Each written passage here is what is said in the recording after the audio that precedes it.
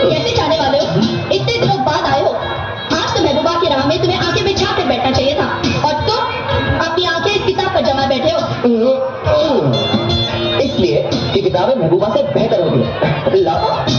At least इंतजार तो नहीं करवाती। नाराज हो? मैं बहुत नाराज हूँ। जानती हूँ तुम पूरे 6.25 मिनट लेट आई हो। सॉरी पापा, माफ कर दो। नो, माफी बिल्कुल नहीं मिलेगी। नो। अच्छा, तो सजा ही दे दो।